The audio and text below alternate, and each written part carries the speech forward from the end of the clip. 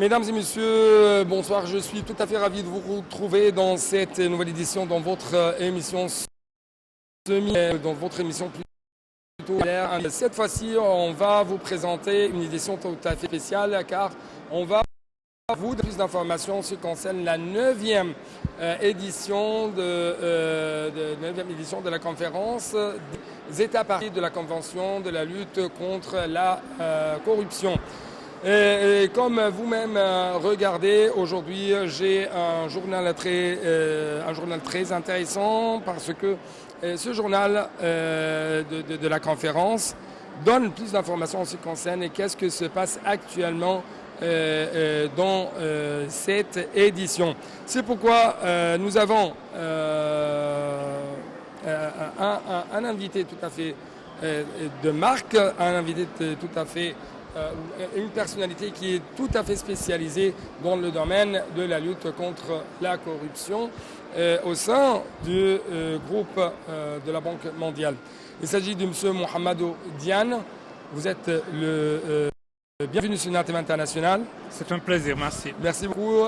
Je dois vous rappeler, chers téléspectateurs, que M. Mohamedou Diane, c'est le vice-président du département d'intégrité au sein de la Banque mondiale. Donc, très rapidement pour commencer cette édition, comment vous trouvez, si je peux dire, l'importance de la corruption pour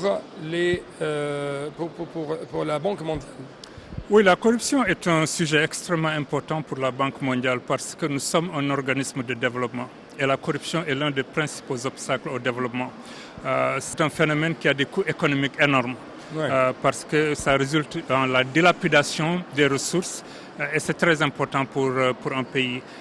Deuxièmement, c'est un frein à la croissance parce que quand vous avez beaucoup de corruption dans un pays, ça crée en fait un environnement débilitant pour le secteur privé. Donc en fait, le secteur privé ne trouve pas le pays très attrayant en matière d'investissement. Ouais. Et puisqu'il n'y a pas des investissements privés, ça a des impacts sur la croissance.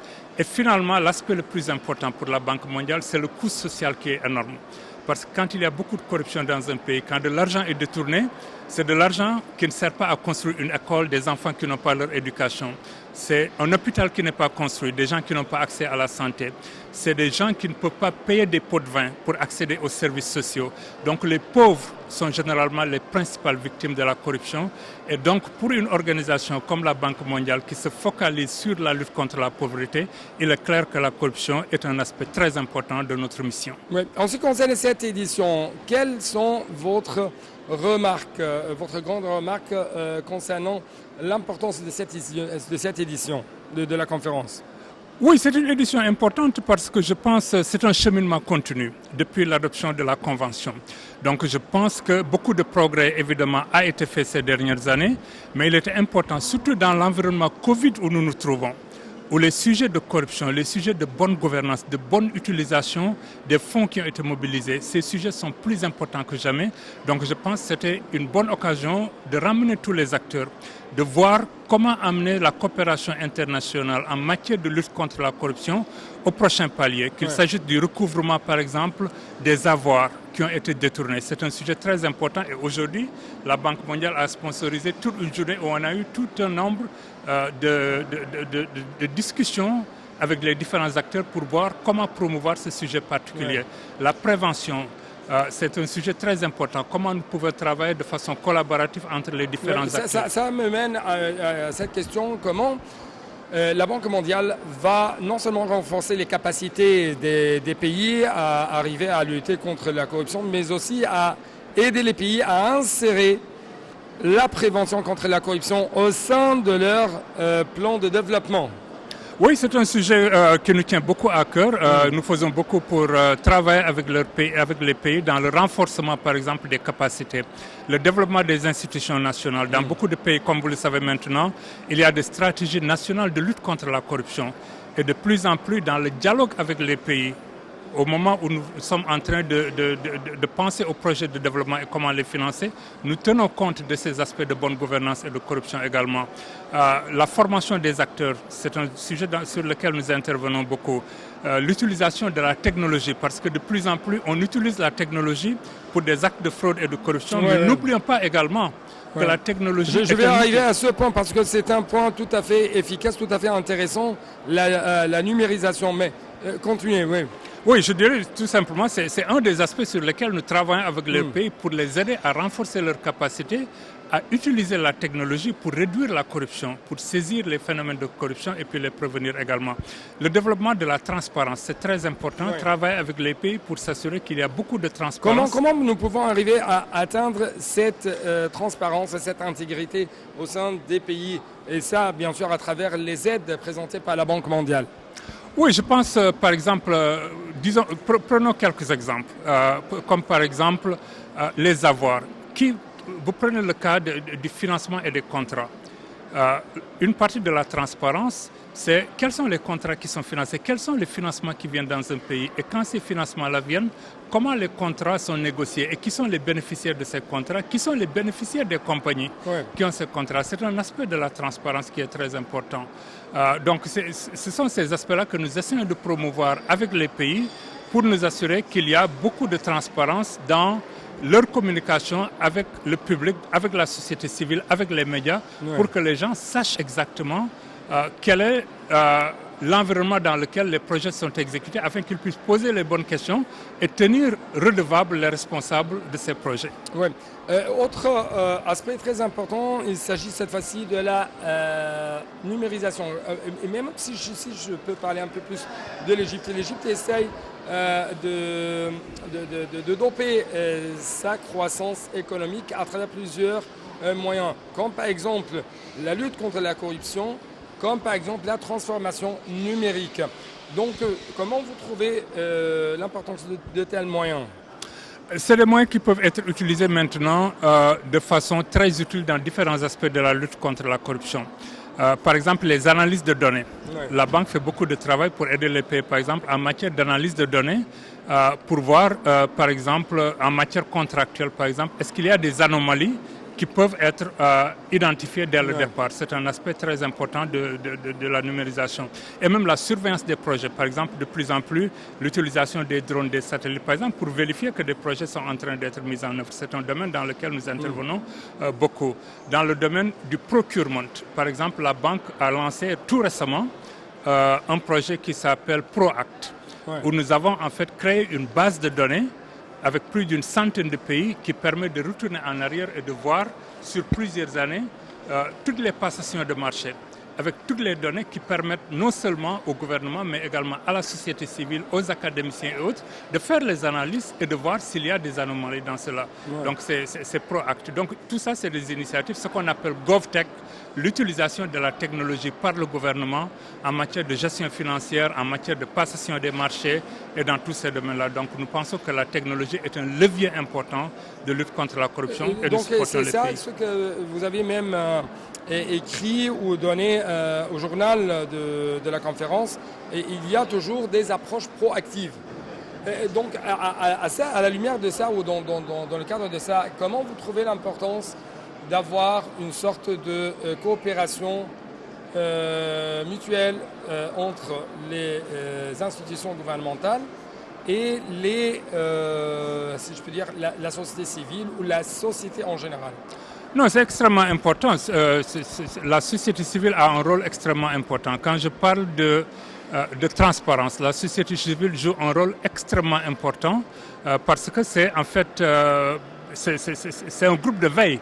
C'est des gens qui surveillent exactement, qui tiennent pour redevables les gouvernants. Donc il est important que la société civile ait accès à l'information, que la société civile soit complètement partie prenante des discussions et qu'il soit en mesure de poser des questions et qu'il soit en mesure également de participer aux discussions en matière de lutte contre la fraude et la corruption. Donc je pense que les médias et la société civile sont des parties prenantes extrêmement importantes dans la lutte contre la corruption. Et pour la Banque mondiale, nous les engageons activement dans nos projets pour nous assurer qu'ils peuvent jouer ce rôle de veille. Oui, et la criminalité organisée est devenue de plus en plus sophistiquée.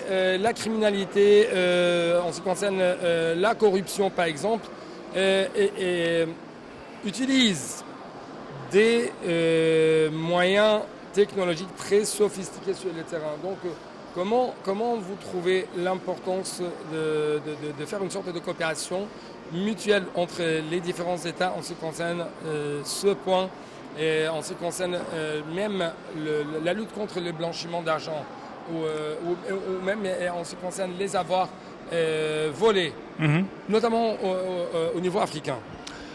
Oui, bon, c'est un problème important pour les Africains. D'après les données qui existent, il y a beaucoup de données qui suggèrent qu'en fait, les avoirs qui quittent illicitement le continent africain dépassent de loin l'aide publique au développement. Donc, cela vous donne déjà une indication de l'ampleur du problème. Oui. Et la Banque mondiale travaille de façon très proche avec UNODC, qui est l'organisatrice de cette conférence, dans le cadre de l'initiative STAR, qui travaille beaucoup avec les pays en matière de renforcement de leurs capacités, en matière de facilitation de la coopération, parce que comme vous le savez, en matière de recouvrement des avoirs illicites, il y a de sérieux problèmes en matière de sérieux obstacles, en matière premièrement de traçage des biens, savoir où se trouvent ces biens, et même une fois qu'on identifie les juridictions où se trouvent ces biens, généralement obtenir la coopération juridique nécessaire pour le rapatriement, ça peut être un obstacle très important. Donc nous travaillons beaucoup la formation des juges, la formation des autorités dans les différents pays pour les aider dans le cadre du recouvrement des avoirs. Oui, et comme vous savez,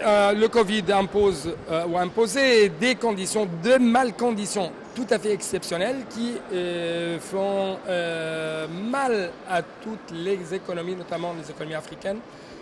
Par exemple, la fermeture des aéroports, un obstacle pour le transport, un obstacle pour la circulation des individus, ainsi de suite.